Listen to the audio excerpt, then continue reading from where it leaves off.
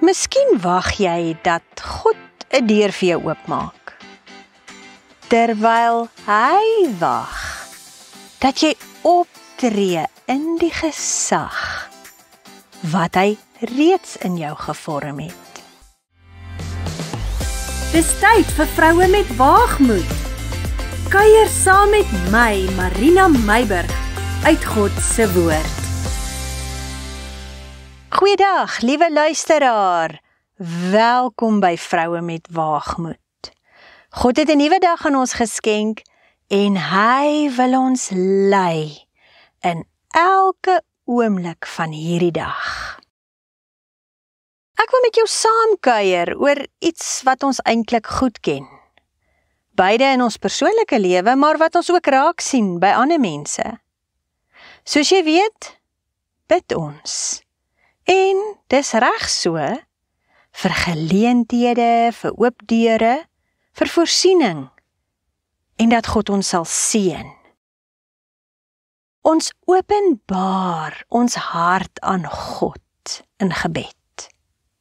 En dit is reg so. Maar vandag wil ek jou nooi om die fokus so bietjie te verskuif. Ek wil jou 'n vraag vra. Wat as sommige deure nie vir ons oopgemaak hoef te word nie, omdat God ons alreeds die sleutel daarvoor gegee het? Ek vra weer.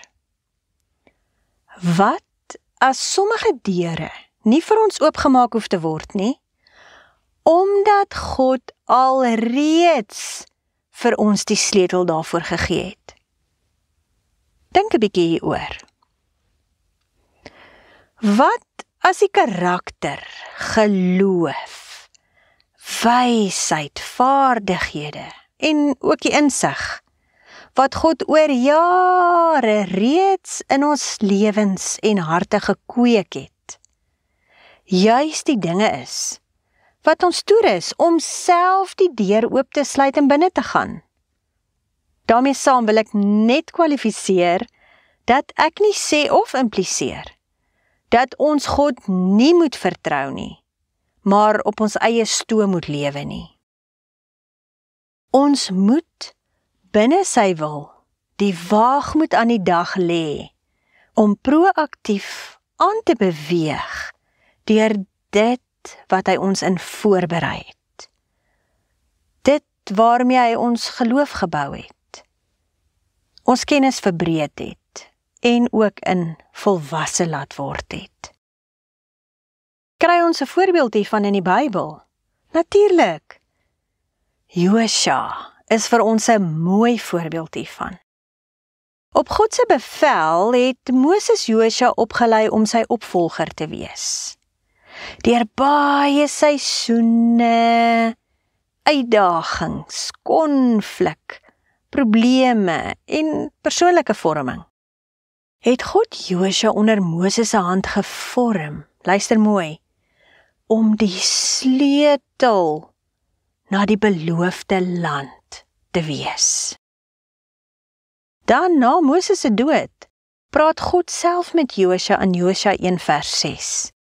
Hy sê, wees sterk en vol moed, want jy sal hierdie volk die land laat erwe wat ek hulle vaders met 'n eed beloof het om aan hulle te gee. Dit was vers 6.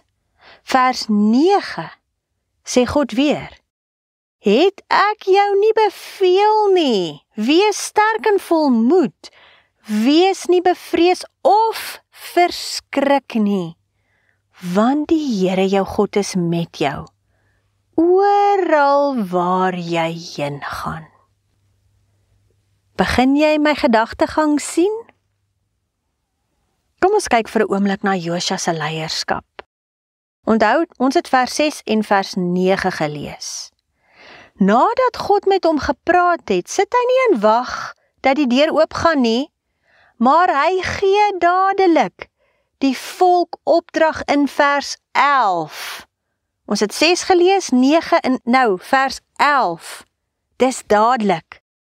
Maak vir julle padkos klaar, want oor 3 dae sal julle deur hierdie Jordaan trek, om die land in besit te gaan neem. Vriende, Josua spring nie weg met 'n vaart, en daar trek hulle deur die Jordaan nie.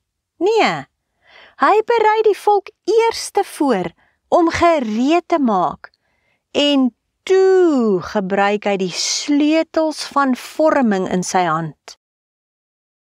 Hy stuur verspieders uit om met 'n plan van aksie vorendag te kom, sodat die volk veilig kan wees. Josua vee nie alles van die tafel af wat Moses gedoen het, want hy is nou die leier nie. Nee, hy val nie in en wees die belangrike een nie. Hy is ook nie besluitloos en gaan sit by die Jordaan en vas en bid dat die Here die deur moet oopmaak nie. Hy het die vaardighede as leier, waarin hy lankal geskool was, gebruik, om die deur spreekwoordelik oop te stoot en die volk deur die Jordaan te lei. Die sleutels was om sy eie geloof in God, gehoorsaamheid aan God, die lewensvaardighede wat hy onder Moses se hand geleer het, waagmoed en strategiese beplanning te gebruik, om die deur oop te maak, dat die volk veilig die beloofde land kan ingaan. Hier's nog 'n voorbeeld.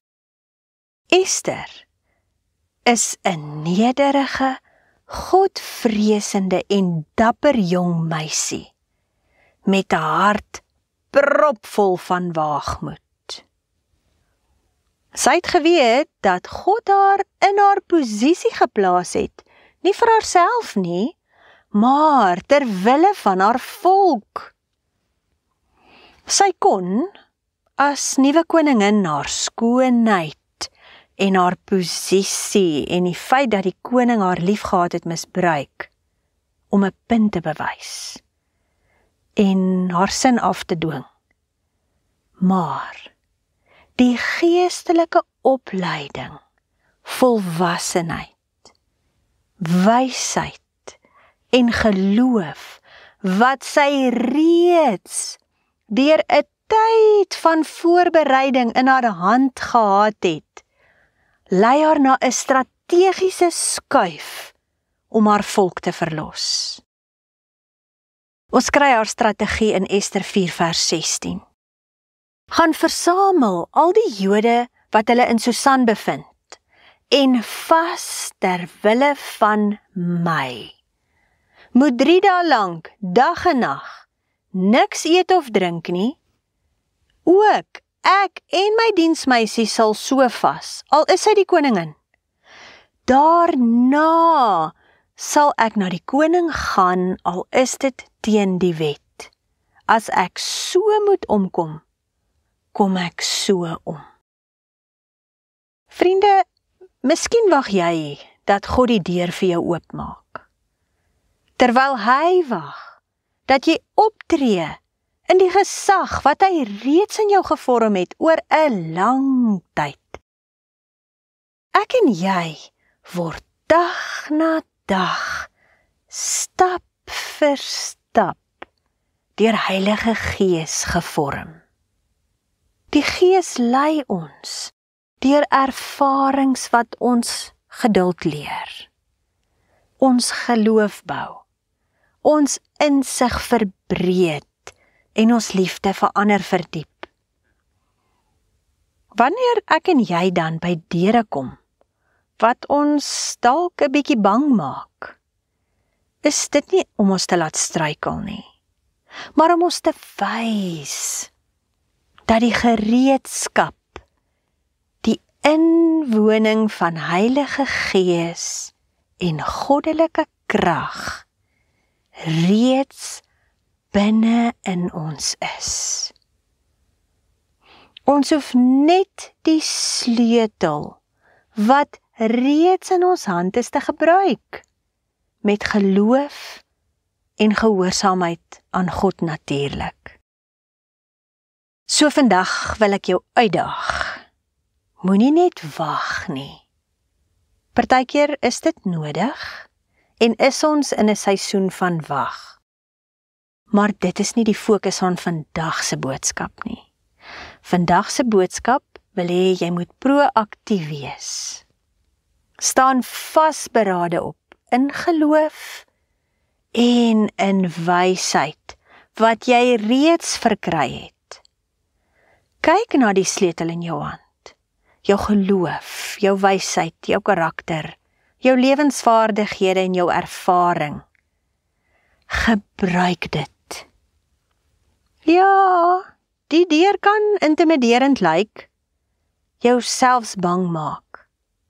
Maar God het jou die vermoë gegee om 'n strategie in plek te sit om die deur oop te maak en in te gaan.